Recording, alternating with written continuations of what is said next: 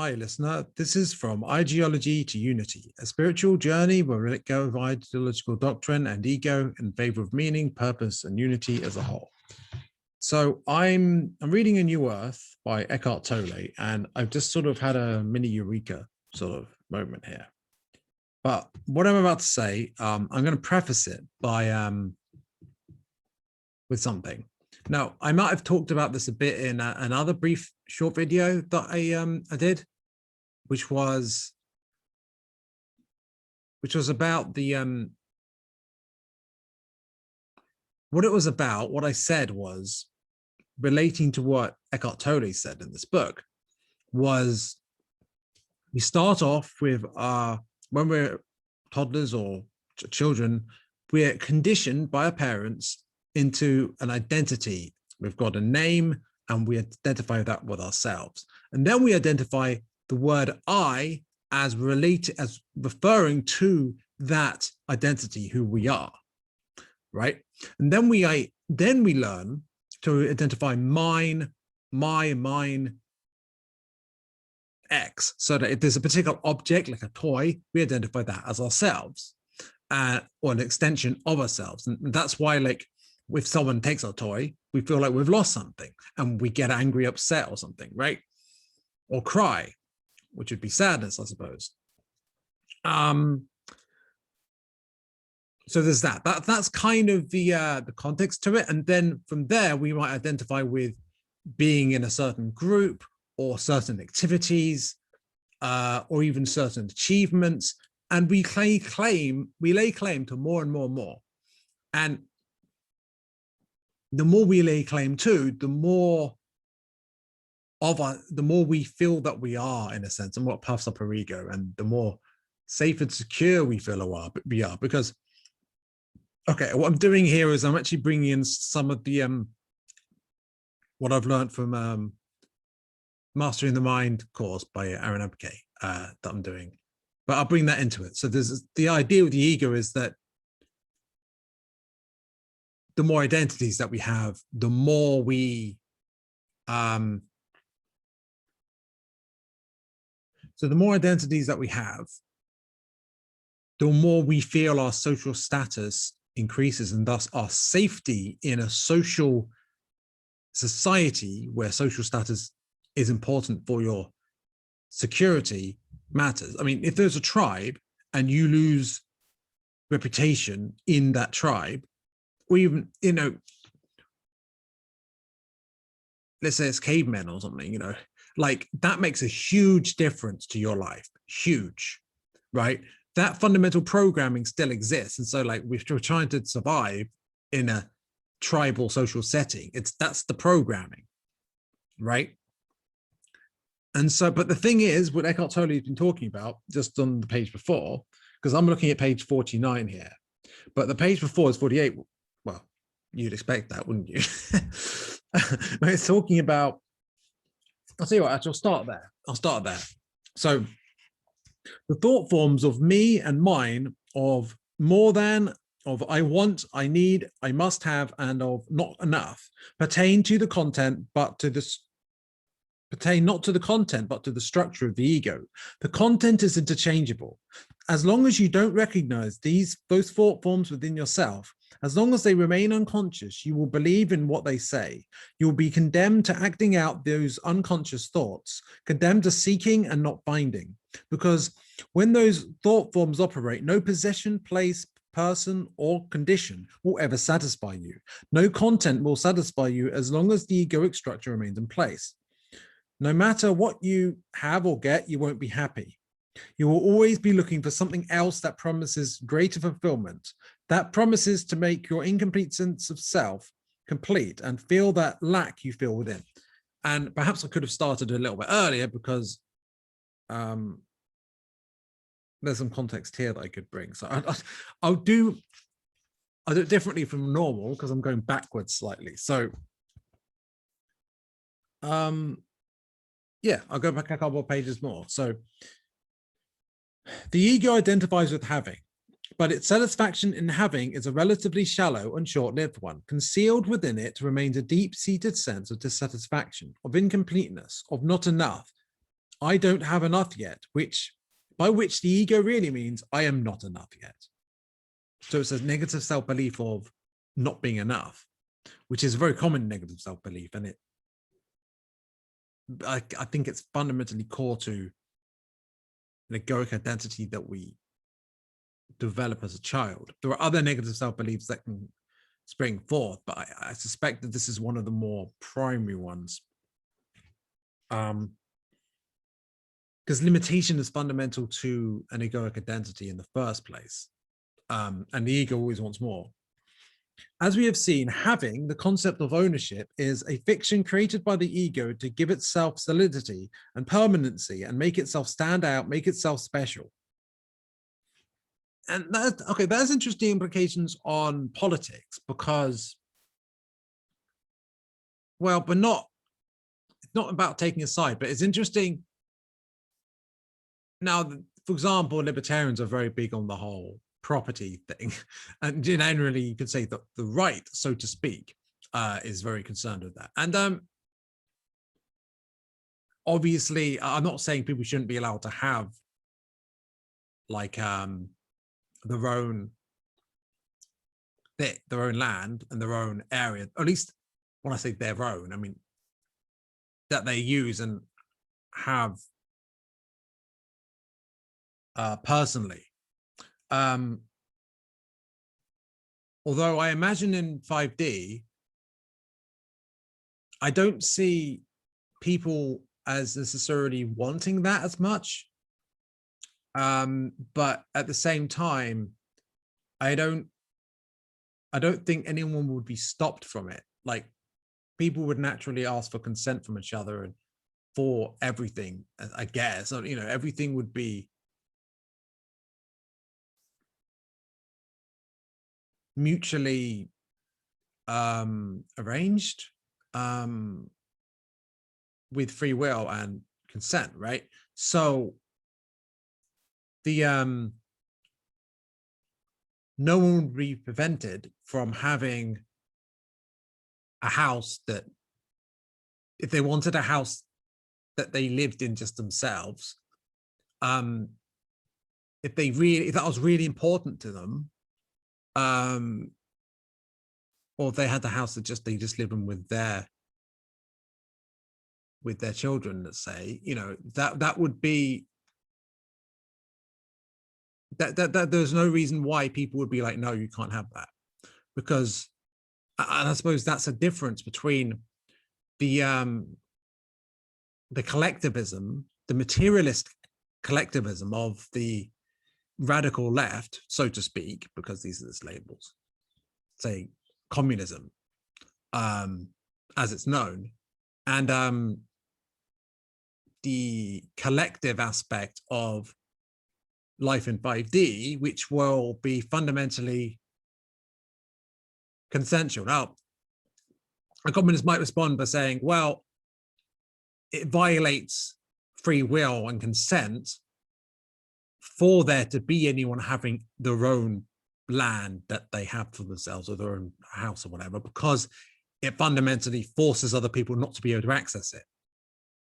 And then, you know, a libertarian or something would respond by saying, but if you can't access it yourself, if you're not allowed to have this thing for yourself, then you're forced not to do that, and that violates your consent. And then there's be a big argument over that. And that's actually something you often get between those two groups, which are ultimately arbitrary labels anyway. But yeah, it's kind of a tangent what I'm saying here, but I feel like the ego is related to the desire to the ego is related to this insatiable desire for more, including more property and more goods, more, but also more status. Like it's all connected together. That doesn't mean people shouldn't be allowed to do it. It's just that people who are more aware of that won't be insatiably chasing it. In fact, the greed thing that the left push, this idea that you know, the problem with capitalism or corporations or what have you is greed and inequality that comes from that. Well, I suppose I always scoffed at that back in before I was into spirituality. Like I was like, well, there's a lot more to it than simply greed. You can't simplify it, right? But then now I consider it, and this insatiable desire for more is inherent to the ego. Greed is inherent to the ego.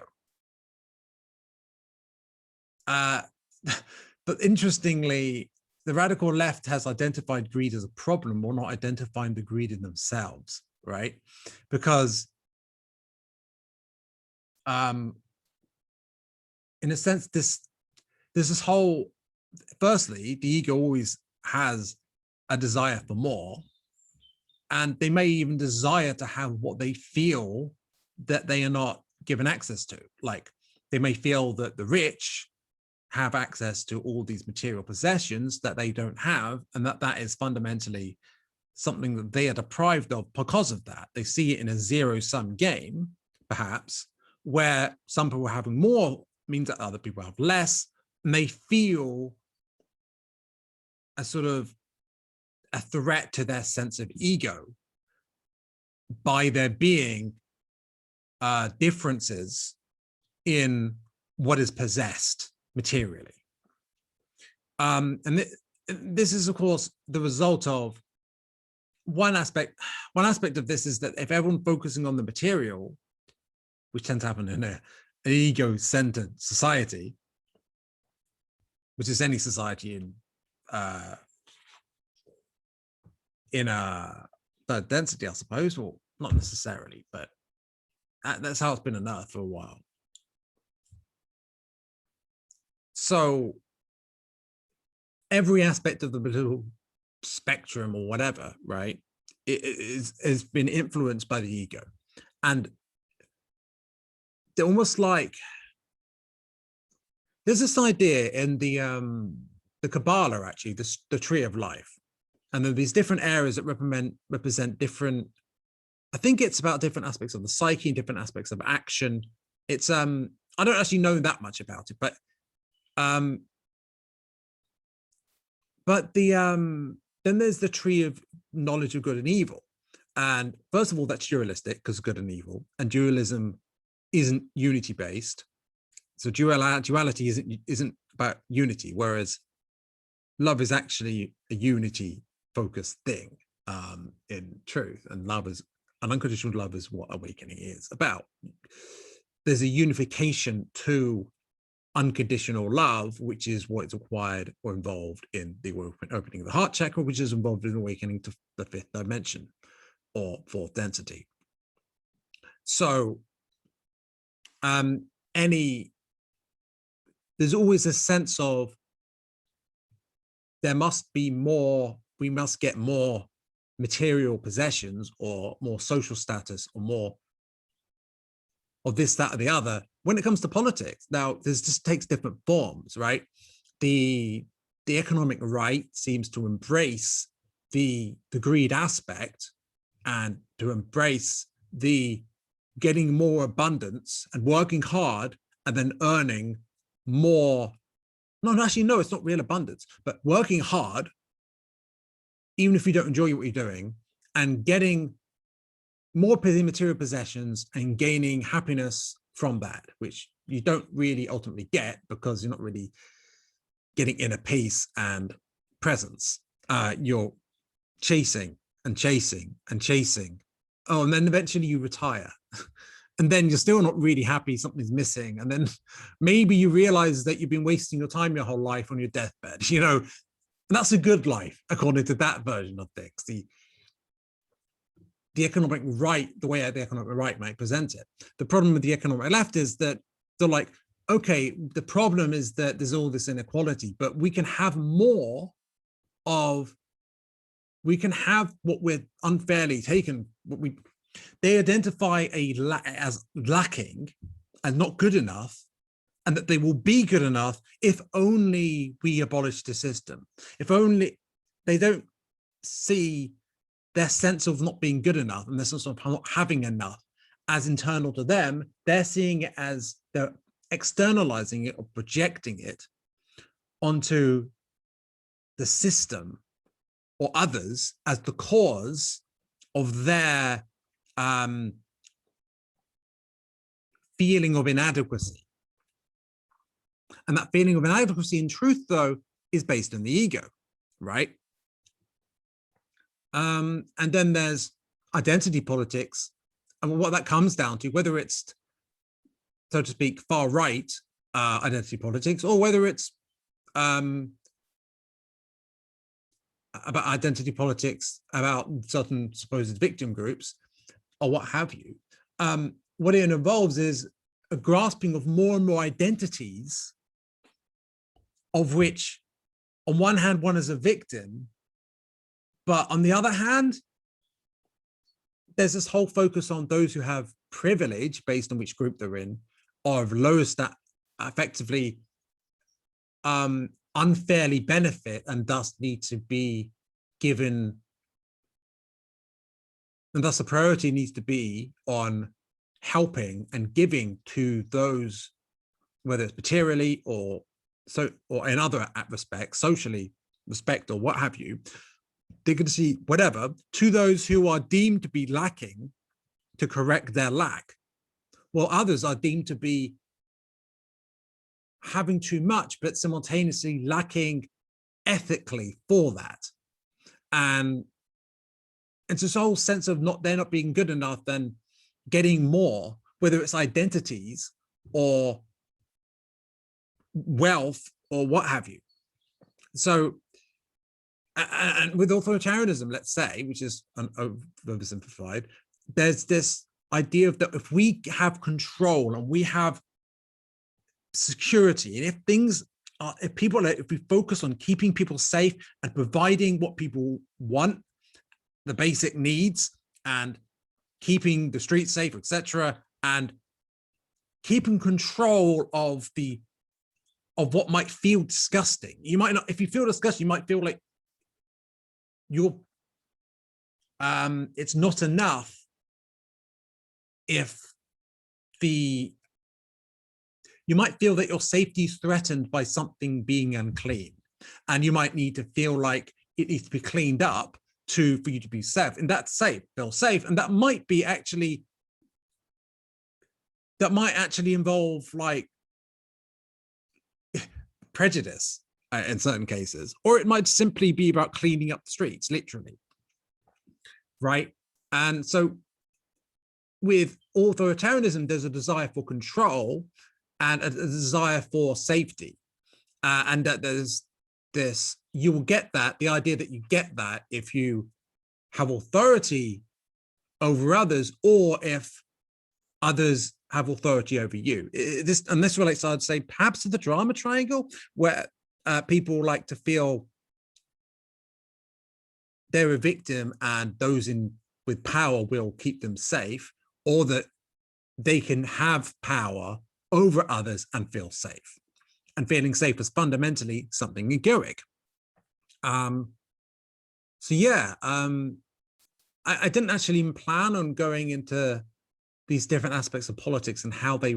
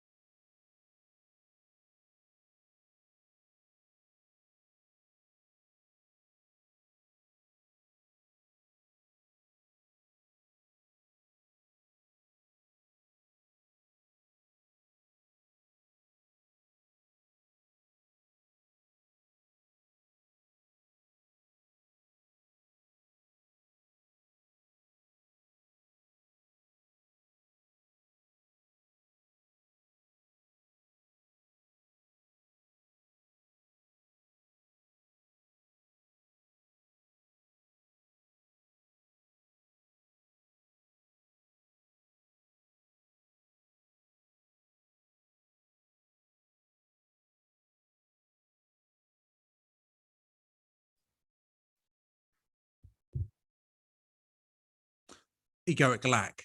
And so yeah, it's actually quite helpful, I feel, and I didn't plan on it. So yeah, sorry, there was a sort of issue with my Zoom there. But yeah, so I'll carry on reading because I was getting to something. So since you cannot find yourself through having, however, there is a more powerful drive underneath it that pertains to the structure of the ego, the need for more, which we could call wanting, which we could also call wanting. No ego can last for long without the need for more. Therefore, wanting keeps the ego alive much more than having. The ego wants to want more than it wants to have. And so the shallow satisfaction of having is always replaced by more wanting. This is a psychological need for more. That is to say, more things to identify with. It is an addictive need, not an authentic one. And we see this with people who they keep going for more and more possessions, right? And if they earn more, they'll just go for more expensive possessions.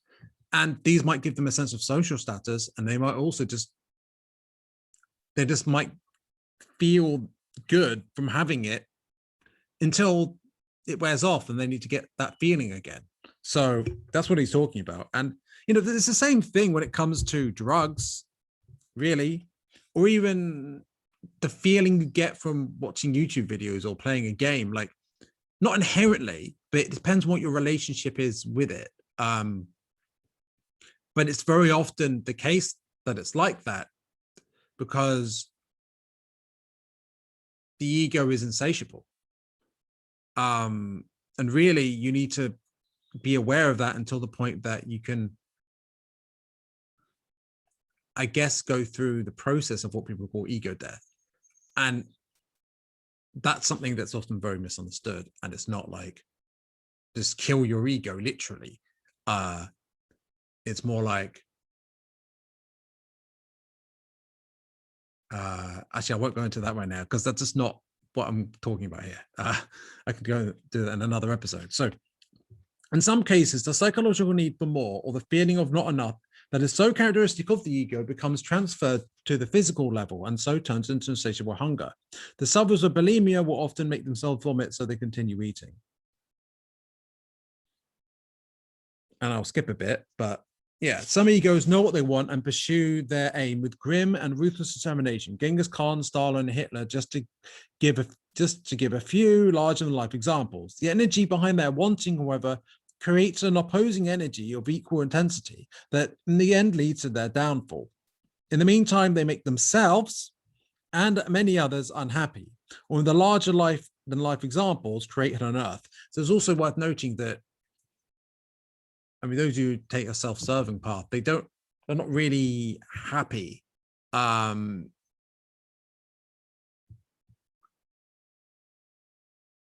mean, even if they're getting, I mean, there are some people, especially in the occult, the dark aspects of the occult, like, I mean, in almost vampiric sense, will, you know,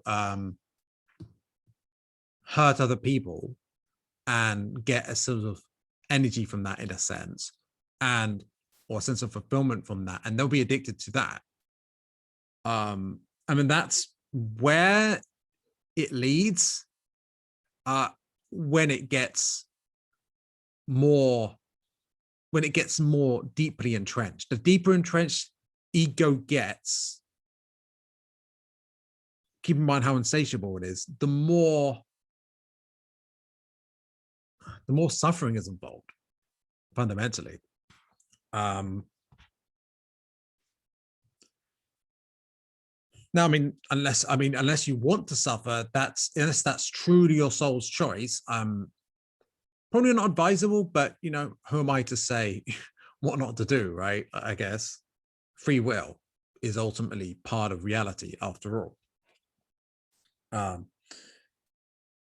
Most egos have conflicting wants. They want different things at different times, or may not even know what they want, except that they don't want what is the present moment. This is almost what you could say a madness that's normal, and that is something actually mentioned in a range of Eastern spiritualities such as Hinduism, Buddhism, and so forth, even if they've become not what they originally were necessarily. Yeah, anyway, so yeah, so unease, restlessness, boredom, anxiety, dissatisfaction are the result of unfulfilled wanting. Wanting is structural, so no amount of content can provide lasting fulfillment as long as that mental structure remains in place. Intense wanting that has no specific object can often be found in the still developing ego of teenagers, some of whom are in a permanent state of negativity and satisfaction. Though I don't think this is saying that, oh, most people are at a teenage level development per se, but that adults can have that as well, and in fact often do, especially at this point in time. But the reason Eckhart Tolle does go into the reason for this is partly because before the ego, it is awakening, essentially. I don't know if he puts it that way, but when the ego is actually going to fall, it starts actually getting more active. So in a sense, humanity is going through a collective dark night of the soul, and that's kind of what's going on here. So the madness of the ego gets more intense before it fades. So yeah. There is some more here, but I'm going to skip it. It does relate to it relates to corporations and their drive for profit, which is related to greed, and ultimately being collective. They're ultimately reflections of ego on a collective level, I suppose. They are, in a sense, egoic identities that compete with each other for more. States do this too. Kingdom do that. This has been something we've seen historically a lot. These states or equivalents are essentially, there's a monopoly of force in an area, but essentially it's people running it, and it's their egos that are ultimately running it. It's all ego, right?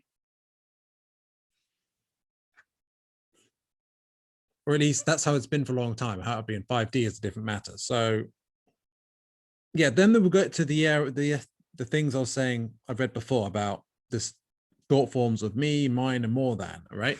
So this is a context in which, apart from objects, another basic form of identification is with my body. Firstly, the body is male or female, and so the sense of being a man or a woman takes up a significant part of most people's sense of self. Gender becomes identity.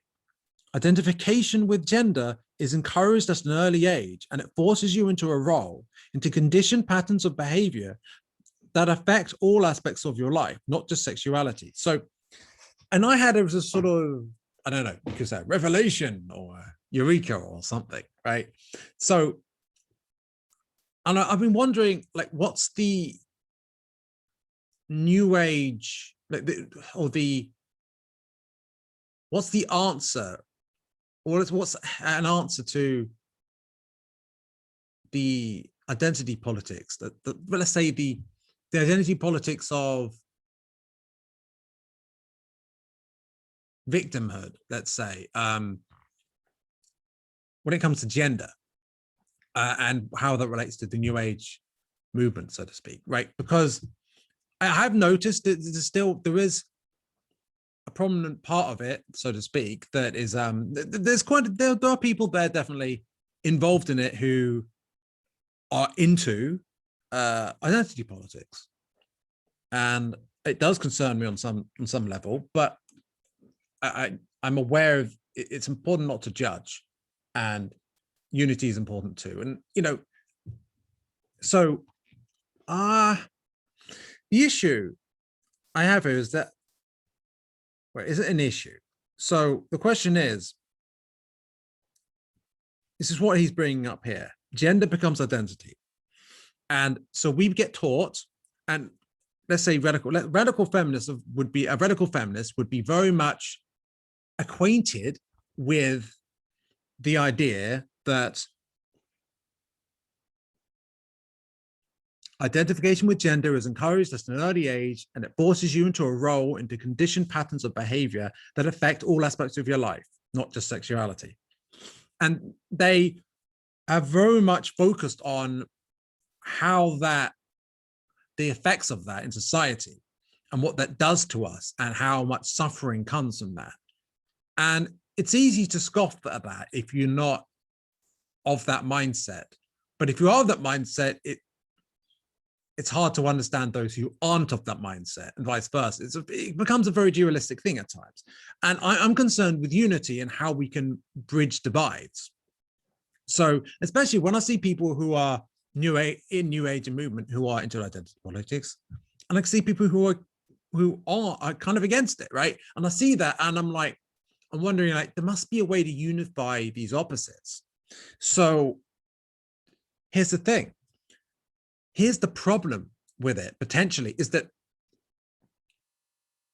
when you identify as a woman, let's say, suppose you identify as a woman and identify as a victim based on being a woman in a patriarchy that inherently oppresses you by you being a woman, and you identify as men as being privileged, and you identify as being underprivileged and a marginalized group, and suppose you were to identify with all the women who've been burnt at the stake or treated badly or what have you. And the thing is that by identifying as a woman so much as with the egoic identity of being a woman, and by engaging and identifying with the identity politics of radical feminism, even though radical feminism is, the idea is deconditioning people out of being forced into a role, into a box, the role of the gender identity, the gender role of being a woman and all the conditioning that comes into it, and also all the conditioning that goes into men and the suffering that entails, is only entrenched by the identity politics that purports to oppose patriarchy. So basically, patriarchal patterns in society are only intensified by radical feminism. Radical feminism increases patriarchy.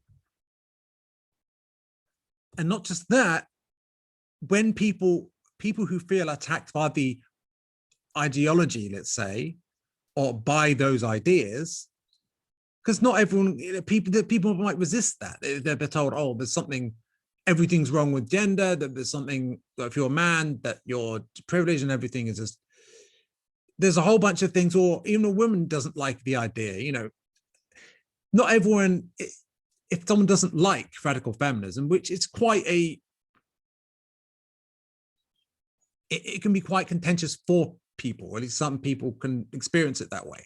And when that happens, essentially, it creates a divide where women or even men involved in feminism feel threatened or feel the sense of identity with the movement, and that there's a sense of women being oppressed and all this stuff with patriarchy.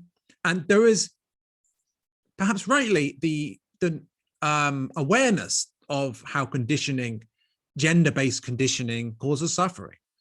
But then there's the reaction against that by people who feel threatened by identity politics and feel like it's destabilizing society. That's how conservatives feel. And that they are threatened, or that you might lose a job or get treated badly or just get berated for not believing in it, or expressing disagreement with it, or just being a man or something. And that feeling is very much there. Now, maybe it could be dismissed and said, okay, that feeling doesn't matter. That they're just bigots. That judgment could be expressed. You could make that judgment. The thing is, like, it only creates a division and a dualism, a duality of two sides in opposition to each other, which only serves those who are opposed to unity. But unity ultimately is what we're going for. And unity doesn't involve that divide. And so it creates this issue here. So, okay, so if we're concerned about conditioning and the suffering that it brings, identity-based conditioning, but we don't want to identify with particular identities and ego, which are egoic. We don't want to be egoic, right? We want to increase our awareness of ego and gradually, or perhaps immediately, just be present and be at peace, like, for example, Eckhart Tolle is, because I don't think Eckhart Tolle suffers. He seems like he has a great life. And that's what going through ego death experiences can bring, whether it's one or several, whether it's achieved via some sort of gradually or some instance experience, or whether it's DMT or whatever, right? Maybe I could have said that way more concisely, but you know, I'm just saying it as it comes to me. And I feel like it's important. I'm glad I managed to express that, because it's I've been pondering this for a while. Because I do feel it's important. And I need to move. I feel it's important to move on from because I was on the side, the dualistic side that was against radical feminism, felt threatened by it. But you know, it doesn't matter what side you were on in it, but we can't be taking sides if we are to unify and be in love and to be present and letting go of ego. And given that it's not just, I mean, many of us in the New Age movement are concerned with being less egoic, and many of us aren't yet. Well, we're still struggling with ego, with me included. So, yeah, hopefully that helps. And I don't mean to disparage feminists per se. I'm just, we need to find a way of being aware of the problems of gender-based conditioning or race-based conditioning or what have you. But on the other hand, not be creating or intensifying dualism, duality, and division and fear and conflict and ego in the process. So perhaps a focus on ego and how identities of all kinds, including identity politics, ego is fundamentally involved in how it's often done. And in identity, perhaps that can help us decondition ourselves from all egoic identities, whether they are yeah, but it's not just that. We don't need to deny that women have been treated badly, or that the people have been treated badly by authorities, or that slavery of Africans occurred.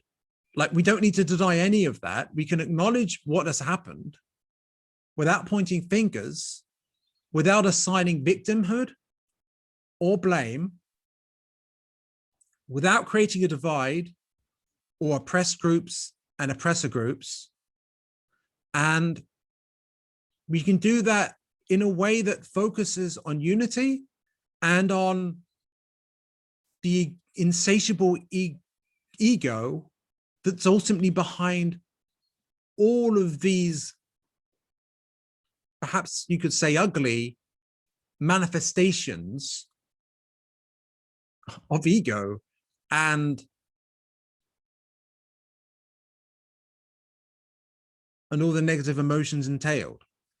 So hopefully I've communicated effectively the issue here. And this applies to politics of all kinds as well, or other identities, but it also applies to politics and the political divides there, and the sense of being a victim, or being in control, or being saving people, or whatever it may be. That are fundamentally just egoic identities, and or a desire to have more materially, or social status, or what have you. Ego is involved in all of that, and the more we can help aid people, aid in the catalyzing of awareness of that, the more we can do that, the more, well, that's a way we can serve. And if you have enjoyed this, if you're listening on YouTube, please feel free to subscribe and so forth. Otherwise, well, I look forward to you tuning in again. So have a nice day, and bye for now.